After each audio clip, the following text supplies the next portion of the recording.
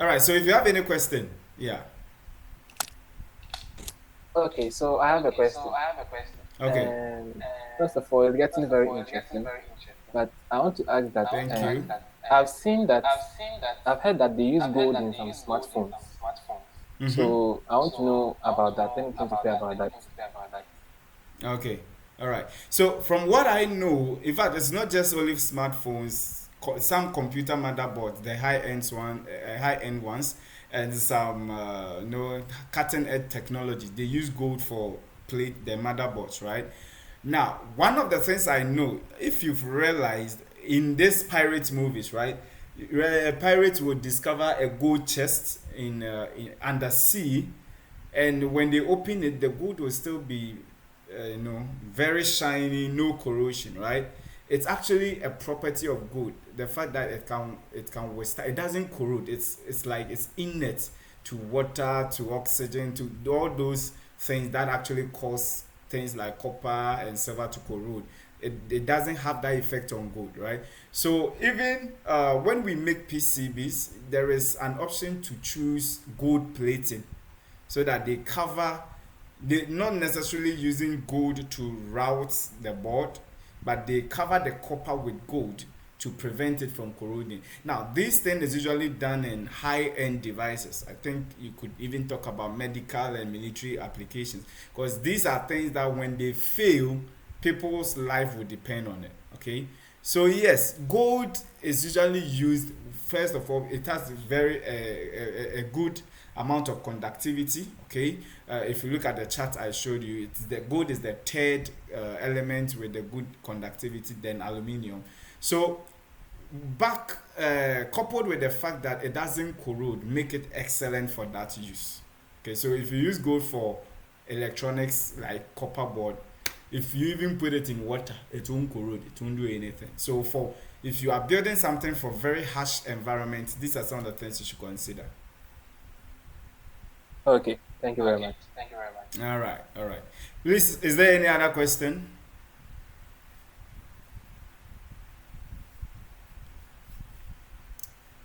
Okay, if you are confused too, you can draw my attention so that I explain things, right? Usually, I get so excited when I'm explaining this stuff. All right, so let's continue, okay? Let's continue. So, now, I want us to quickly look at something called electrostatics, right? Now, this is a word that was created from two words. So we have electro, which obviously will have something to do with electrons, electricity, right? And we have statics, which is a word meaning something that is not moving. Is that okay? So electrostatics. Now, previously we talked about charges. We talked about what a positive charge is, what a negative charge is. We said that in the business of in electronics, only electrons do that business, right? But then we assign the absence of electrons as positive charge and the excess electrons are negative charge. These are conventions that we use, right? Great. So, what happens between these charges? Okay, what happens between these charges? Now, electrostatics basically refers to the study of the forces that exist between charges that are not moving. Now, the correct physics term to use is charges at rest. Okay, in physics, when we say that something is at rest, it means it is not moving. Okay, so let's look again. I'm going to lump it. I'm not going to do any detailed stuff here. Okay, so remember we said that if like charges will repel each other. Okay, now I have this animation here to show. You can see that positive positive go positive positive, negative negative, they go away from them each other, but positive negative attract each other. Is that okay? That's what we mean by repelling. You put them together, they don't want to coexist. Great. Now, so with this in mind, we see things like electrons repairing other electrons, or if you put an electron in the vicinity of another electron, it will repel it. If you put a proton and an electron together, they will attract. Is that okay? And of course, proton and proton also repel each other. Is that okay? All right. Now, remember, I'm always looking at the importance of these things. Okay? I'm always looking at the importance of these things. Good. So, if they are pushing each other away, then there should be a force, right? Because for something to move mechanically, that means work is done on that thing. And we define work as when a force moves a load through a distance in a direction. So far as we have particles with masses that are moving apart, then there is a force that is doing that work, right? Well, it happens that there is a force. Now, that force could be attractive or repulsive depending on the particles in the setup, right? And this force is called Coulomb force. Now, Coulomb force is a non-contact force. What this means is that it doesn't require the particles to have contact. Is that okay? Take this for example. Before I can move a ball, I have to kick it. Mm? So when I kick it, the point of contact between my leg and the ball, that's where the energy transfer happens, right? Unless I'm probably Merlin or I have power, then I could probably, that kind of thing. But for me to move a ball, I have to kick it. Okay? So that requires a physical contact. However, for the Coulomb force, it doesn't require the particles or the charges in question to have contact. Is that okay? All it requires is that they are closer to each other. Is that okay? So you see, when you bring two magnetic north poles together, you see they don't touch each other, but they are still able to push each other away. Is that okay? That's what we call. Now, this is what we call a force field. A force what? Field. So it's almost like these charges are surrounded by an area or space where a certain force, which is not physically manifesting but can be felt. Is that okay? So we call this a force field, and they don't require contact. Now, this force field is what we call electric field. Earlier, I've mentioned electric field. So what an electric field is, what I'm talking about now, a force field. So basically, an electric field is a region of space around a charged particle where its force or its presence can be felt. Is that okay? That is how we define an electric field. Okay. Okay. Now, in physics, we usually try to, have pictorial diagrams or models to make things life easier. So this is how we represent positive charge. So if we say something is positively charged, we represent that by using arrows that are moving away from the charge. So look at it. Positive, the field. So these arrows represent the field, which is going around in all directions, right? And the arrow is what indicates whether it is positively charged or negatively charged. So for a positive charge, the arrow points outwards. Okay, so it's like the thing is coming from the charge to outside world. Now, for the negative charges, the field points inwards. Okay, it's like it's coming from somewhere and it terminates on the negative charge. Very, very important. Okay. Now, another thing is that electric field is actually a vector quantity.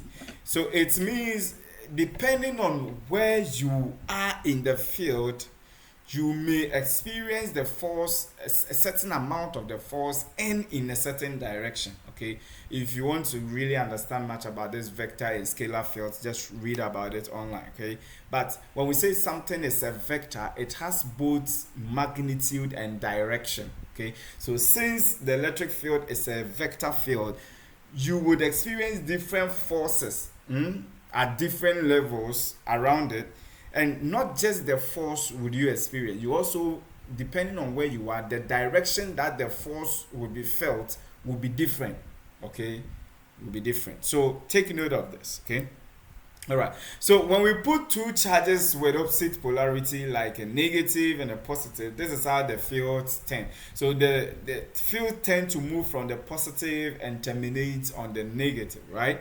But when we put two positive charges together or two negative charges together, then we have repulsion. Now this is how we try to illustrate repulsion. So for repulsion, you realize that there is always this midpoint where you don't feel the effect of any of the charges, the electric field of any of the charges. Is that okay? So yeah, we have that. But like I said, this, I'm not going to go into the details of that. So this is the phenomena that we call attraction. When we say that two charges are attracting, this is how the electric fields are playing out. And when we say that they are repulsive, then something like this is happening. Okay, it's like they don't want to meet each other. Is that okay? All right. So how do we illustrate the intensity or the strength of an electric field? Now, physically, the way we do that is by drawing the lines closer together. Is that okay? So if you look at this chart, for instance, you realize that closer to the charge, the field is the lines are very closer. Then as they move out, they tend to be what? Wider apart, right? So the places where the lines are closest together, that's where the field is intense, right? That's where you feel the intensity, the highest intensity of the field. As the field spreads out, it weakens, and we will see that very soon. As the field spreads out, it weakens. So if as the field spreads out, it weakens, then that means that the force would also vary along a linear distance away from the field. Okay, as you move away, you experience a lesser force. Now this is what we call Coulomb's law. So if you happen to ever hear about Coulomb's law, that is what it means. The electric field intensity reduces as you move away from the charge. The field is a force. Okay, the field is a force field. So that means that if the field is reducing and this field is associated to the force, then the force is also going to reduce as you move away. Okay, so the expression governing this is what we call the Coulomb's force. So Coulomb's force, or Coulomb's law, says that if I have two charged particles, right? If I have two charged, let's call it Q1 and Q2. Okay, the force between them is given by K, the product of K, which is what we call the Coulomb constant, times the first charge and the second charge, okay, divided by the square distance between them. Okay, so you can see that there is a rapid drop in the force as you move away, because this is an inverse square law. Okay, as you are moving away, the distance gets squared, and the force is affected by the square of the distance. Okay, so yeah, it terminates, I mean, as you move away, the force drops quickly. Okay, that's the statement of Coulomb's law.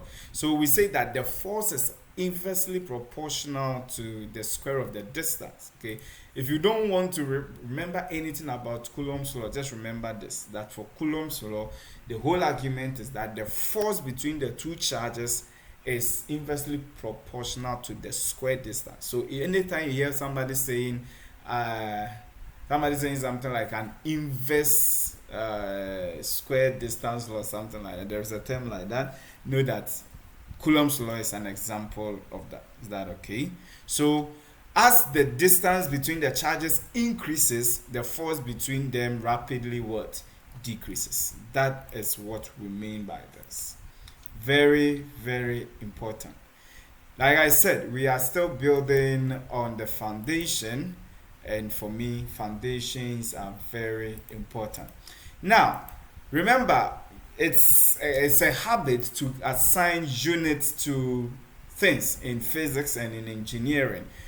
Electric charge, okay, the electric charge that we are talking about is actually measured in Coulomb, and as you are probably guessing, it was named after the gentleman called Coulomb. I've forgotten his full name. Usually, I don't worry about those things, right? But it's called Coulomb, right? So they named the electric charge. So the SI unit, which is the standard international unit for electric charge, is Coulomb. So if you go anywhere in the world and you are like, oh, 2 coulombs, 10 coulombs, 100 coulombs, if that person is a scientist, he will understand what you mean. Okay, so that's the unit.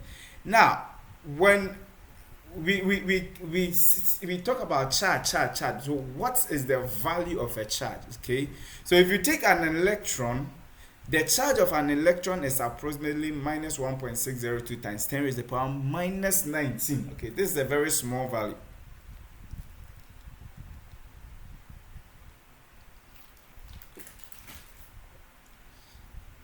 It's a very, very tiny value. Minus 19. Come on. That's a very small value. Okay. So, what this means is that physically, it is difficult to feel the impact of a single electron. Okay. The charge is almost insignificant. Minus 19. That's too bad. Okay. So, a single electron actually is not interesting. But then when we put a lot of them together, then that is the thing that we want. Okay, so this value 1.602 times 10 to the power minus 19 is what we call elementary charge, and it is symbolized by E.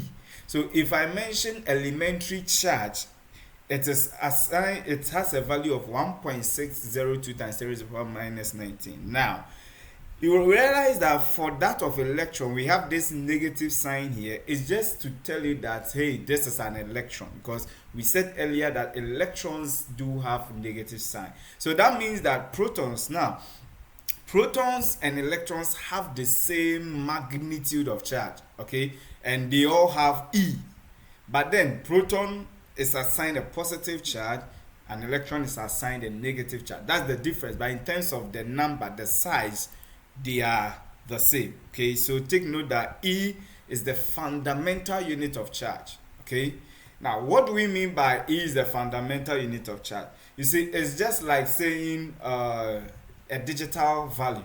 A digital value is any value that is either 0 or 1. It can be 0 or what, 1. Okay, it's quantized, right? Good.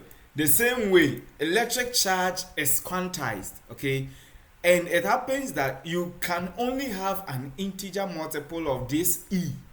Remember, we said E is 1.602 times 10 to the power minus 19, right? And this is the base value. This is the elementary or fundamental value or fundamental charge, right?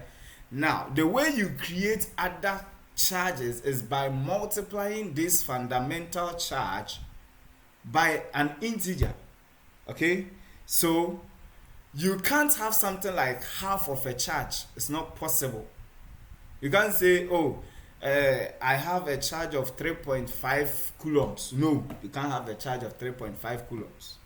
Your charges can only be, so far as electronics is concerned, your charges can only be an integer multiple of E.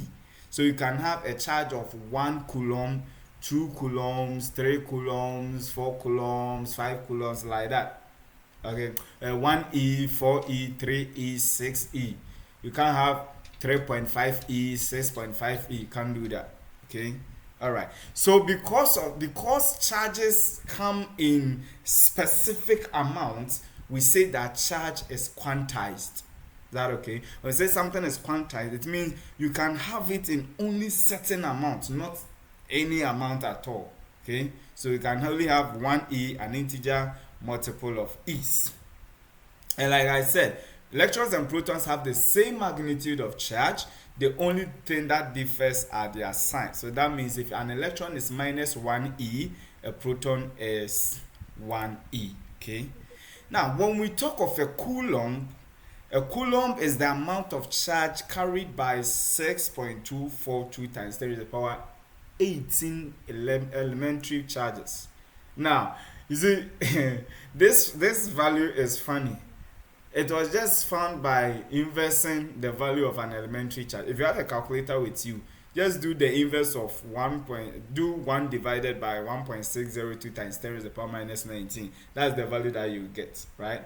So it means that when we say that 1 coulomb of charge, it requires this huge number, okay, 6.242 exa electrons, okay, 10 raised to the power 18, I think, if I remember correctly, it's called exa, okay.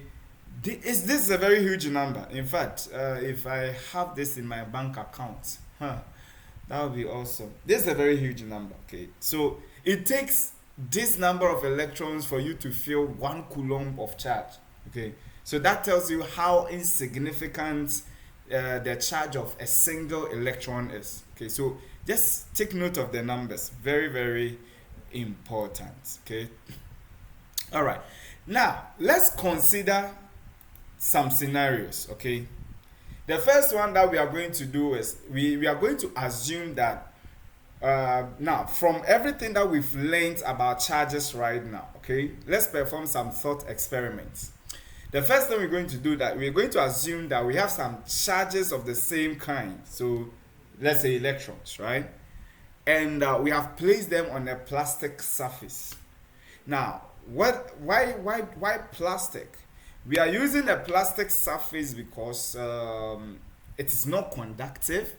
That means that wherever we put those charges, they are going to remain at that same point. They can't move. Is that okay? Good. Now, because we are talking about identical charges, we are going to have a repulsive Coulomb force developing between them. Now, please take note that every charge would be influenced by every charge in this configuration, right? But for the sake of clarity and simplicity, I've reduced the number of arrows going everywhere, okay? Technically, each charge should have an arrow pointing to other charges, but that will make it clumsy. That's why, so put that in mind, okay? So we will have Coulomb force building between them, right? So technically, they are supposed to push each other away. But you see, they can't do that because initially we said we have placed them on a flat sheet of plastic. Okay? The fact that they are on plastic means they can't move. That means no matter how much force is even building between them, they will still have to stay at where we put them. Please, I need you to understand this one, okay? Now, let's continue with the experiment. So, like I said, since the sheet is not conductive, wherever we place them, they will keep being there even though they are experiencing a force, okay? Still on case 1. Now, under normal circumstance, like I said, they should move because there is a charge pushing, they are pushing on each other, right? But they don't move because of the surface, okay? So, technically, there is no work done on these charges. If you have a little bit of science background or physics, you realize that in physics we define work. We say that work is said to be done when a force moves a load through a distance in the direction of that force, right? So far as, yes, there is Coulomb force between the charges, all right, but they are not moving. So technically, there is no work done. In fact, let me put it this way, there is no mechanical work done on these charges. So mechanical work done is 0. Okay? Great. Now, when we talk of work, work is actually a form of energy. Work is energy, energy is work. I don't want to go into the details of that. Still on case 1. Remember, I just said that they don't move. That means there is no mechanical work done on them, right? However, you see, in mechanical work, we have something called potential energy. And this potential energy is the energy of a particle by virtue of its height, right? So I throw something up, it builds potential energy, and it falls back. Okay, great. Even though in this configuration that we have between our charges here, we don't have any movement, in the context of static charges or electrostatics, there is still potential energy stored within this configuration. Is that okay? And this potential energy, in terms of electrostatics or charges, the potential energy is defined by virtue of their position. Okay, so this electron here has a certain potential energy because of where it is. Now that potential energy is different from this electron because of where it is. Okay, now in terms of mechanical potential energy, we do that with respect to height, but when it comes to electric potential energy, we do it with respect to the position in the electron configuration, right? Sorry, the position in the potential configuration. So take note of that. The fact that the charges are not able to move about doesn't mean they don't have potential energy build up. The potential energy that is building up here in this case is as a result of configuration and not of is as a result of the configuration, sorry, the position, and not as a result of height or work done by on the charges. Is that okay? All right. Still on case one. Now, this potential energy that we are talking about, we call it the electric potential energy. In fact, write this somewhere. This potential energy that builds up, okay, that has built up between these charges, we call it the electric potential energy. Okay, now technically this electric potential energy is like the overall energy within this configuration. Now if I talk about the configuration, I'm referring to the arrangement of the charges over here. Okay, so this is a configuration. In fact, if I move this away, it forms another configuration. Okay, the moment there is a change in position, the system reconfigures. Is that okay? Good. So potential energy, the first term that we've come across, electric potential what? Energy. Is that okay? Good. So this electric potential energy will actually remain the same, like I said, so far as the no electron moves. Is that okay? So if I should move any of this in any direction, I change the electric potential energy will change, because then the configuration has what changed. Is that okay? So let's try and come up with some calculations. Okay, if we really want to define, we can say that this electric potential energy that builds between the charges, okay, since we can't define it as it's because of movement, we can rather define it as the energy, that is the work that is required to pull an electron from infinity, okay, to that particular location, to that electric field. Okay, so take it as when we started, there wasn't any electron on the plastic sheet. We brought an electron from infinity. We first placed one electron, then we brought other electrons from infinity, right? Infinity just here means a very long distance apart. Is that okay? So that work that we have to do to move those electrons to the electric field that was created by the first electron, that is what we call the electric potential energy. Okay, so basically, since work is defined as force times displacement, we can also come up with an expression. Now the force we are talking about here is obviously Coulomb force, and is defined by kq squared, kq1 q2 over d squared. So that is what we have here. And the displacement, which is also a distance in a specific direction, is the same as the distance of separation. Is that okay? Which in this case will be d. So that means that if we cancel out, we can define, or we get the expression U, which is our electric potential energy, to be equal to k q1 q2 over d. Now take note of this expression. Okay, this is how you calculate for the electric potential of any given configuration of electric charges. Okay, great. Now let's continue. I did this in a very simple way. There is actually a more rigorous mathematical way of doing it called by using integration. Okay, but I didn't want to waste time with that. Okay, now this electric potential energy, I mentioned this earlier, is the total energy of all the static charges in the configuration. Okay, so it's like if I now try to bring another charge closer to this field, that charge is going to feel this energy. Okay, it's going to feel this energy. Okay, now there are times where, what about if we want to know if this electric potential energy is the total energy of all the charges, then how do we find the energy of a single charge in the configuration, right?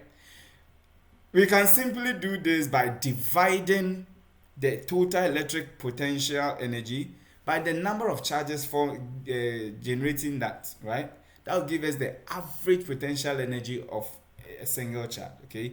Now, it happens that when we do this division, the value that we get is actually what we call voltage.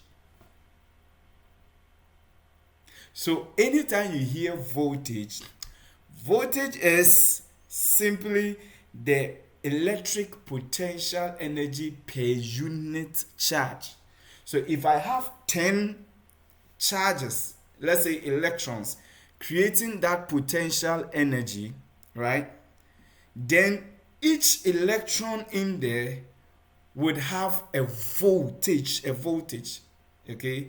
Their total energy, their total voltage is what we call the electric potential energy. But if you take a single charge in that configuration, that charge would have a voltage. So please take note about that.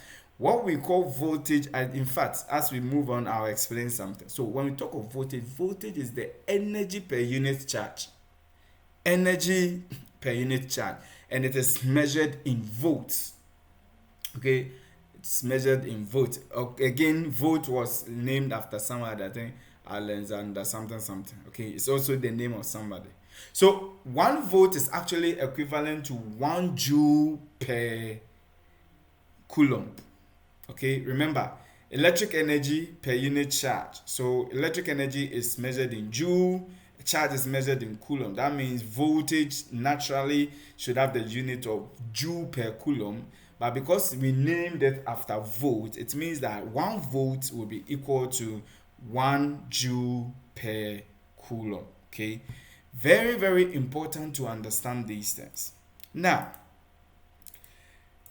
let's look at the second situation. So the first situation was we had our what do we call it? We have all the electrons are placed on a non-conducting surface, right? Now in this second phase, we are going to put these electrons on a conductive surface. So what will happen is that because the surface is conductive, when they push on each other, they will actually move away from each other. Now, this would happen until they are spread apart over all the surface. In fact, every conducting surface available, the electrons will spread to cover all of them, okay, to take over or to make sure they occupy the entire surface. By the time they do that, they will get to a point where there will be an equilibrium such that they can't move anymore. Is that okay? So when you put electrons on a conductive surface, they will actually spread out, unlike an insulating surface where they stay where you put them. For conductive surface, they will spread out. Okay, so whether the spread out will be uniform also has to do with the geometry of the material, right? For instance, if we take a sphere, okay, a sphere is a solid, something like a solid ball, right? Good. Uniform in all directions. In this case, the particles, sorry, the charges are going to spread all over. Is that okay? Spread uniformly. But if you have a shape like what we have up here, then you realize that the charges will the charge distribution wouldn't be perfect. Okay, the charges will concentrate at certain points than others. Okay, and actually it is a known fact that charges always concentrate at the point, narrower points. Okay, so if I have uh let's say a nail, right? If I have a nail and I put this nail in charges, more charges will stay at the tip, okay, where the more charges will stay there than at the much wider surface areas. Okay, so take note of these things. Okay, and like I said, this spreading will happen until equilibrium reaches. Now, the moment equilibrium reaches, everything that we talked about in case one would apply here too. Is that okay? All right. So now, what can we take out of these things that we've said? First of all, we know that when we talk of voltage, it is the energy, electric potential energy per unit charge, right? Good. Now, it happens that in an electric field, so if I have an electric field, if I measure, if I move from one point to another, there will be a difference in voltage. Is that okay? Technically, voltage at a single point is not useful. Okay, voltage at a single point. So assuming I have a battery and I take a multimeter, take just the positive terminal and touch the positive side of the battery, I won't get anything. That it's not useful. What is useful is voltage between 2 points. Okay, so if we want to be specific, we can say that assuming that we have an electric field and we have 2 points A and B, when we take the voltage difference between points A and B, that is something that is of interest to us as circuit engineers. Okay, now the difference between the voltages at this point is what we call the potential difference. So if you hear of potential difference, know that there are two voltage points and we are trying to find the difference between them, or we are measuring the voltage between those 2 points. Okay, so in electronics it is potential difference that we are interested in, not voltage. Now I know your mind is probably going somewhere.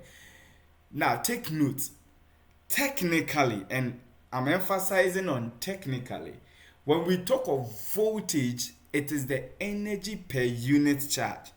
We happen to misuse the word voltage instead of potential difference, and I'll show you why. Okay, now naturally electrons or charges will move from higher potential to lower potential. Is that okay? That's why we are always looking at current moving from positive terminal to negative terminal, because we look at the positive terminal as the highest potential, the negative as the lowest. Okay, now remember I said that we use the word voltage wrongly, right? I'll explain why. So for current or for charges or for energy to move between 2 points, there has to be potential difference. So if I'm measuring between point A and B, point A has to be higher than B, or point B has to be higher than A. If they are all at the same potential, energy cannot flow. Is that okay? Take it as you have water between two cups. You have two cups with water, and then there is a pipe connecting the two cups, but everything is perfectly balanced horizontally, right? The water will never flow. But the moment there is a form of inclination, then the gravity is going to act on it and you have some flow. So that's what we call a difference, potential difference. Okay, so one voltage level or one point should have a higher voltage than the other. This is the requirement for energy to flow. Okay, so remember I said that we actually use the word voltage wrongly, because voltage is supposed to be the energy per unit area. So basically if I measure a point, okay, if I measure the potential of a point, that's what we call voltage. Okay, but then we rather use voltage instead of saying potential difference. Okay, now the reason is that in electronics we mostly measure potential with respect to ground, right? And in electronics when we talk of ground, ground is usually assigned 0 volts. Is that okay? So we we measure things with respect to the ground or the 0 volt. Okay, hence we were technically supposed to do something like this. If we say potential difference between A and B, right, and we assign it VAB, then we can express it as VA minus VB, okay? But in a situation where VB is 0, so if we take VB to be the ground, then technically we have VAB equals to VA minus 0, which can be written as what? VAB equals to VA, right? So it's almost to say that physically this means that in this situation, potential difference is the same as the potential at point A. Is that okay? So this is the reason why people just use the word voltage instead of potential difference, right? Not because probably they understand why, they've just heard that we talk of voltage, but basically it's supposed to be called potential difference, but we call it voltage because mostly we are doing things with respect to what? Ground. Okay, right. So for electrical energy to flow, like I said earlier, it is necessary to have a potential difference. Okay, differences in the potential. Now, to maintain the difference in potential, we also require a mechanism that will generate and also sustain it. And take note that the potential difference is created as a result of charge accumulation, right? So if we want to keep that potential difference, it means that we should have a means of replacing those charges to sustain them. Very, very important. Okay. So it is important to note that charges that produce the electric potential energy has to remain static within the circuit. Now, the importance of this we will see as we move ahead. Now, the moment charges begin to move, it means that part of that potential energy which is stored within them will be converted to kinetic energy. Okay, and since it's when the potential energy converts to kinetic energy, then we're going to have a drop in the potential energy because yes, part of it has been converted to what? Kinetic energy. So in our configuration, we need the charges that are generating the electric field to remain intact. So if anything changes, we have to quickly have a means of replacing it. Okay, now to maintain this potential gradient, we need charges that are immobile, charges that do not move. Okay, very, very important. In order to maintain it, we need charges that do not move. Now the question is, how can we achieve charges that do not move? That will bring us to the next session of our lectures. Okay, we have just a few minutes to end this session, so I would spend it to answer questions. That means I'll end this lecture here. We'll take a few questions. I know a lot of technical things have been put out there, so I'll take a couple of questions and then we can close this session and continue later in the evening. Yeah, so if you have any questions, please let us ask.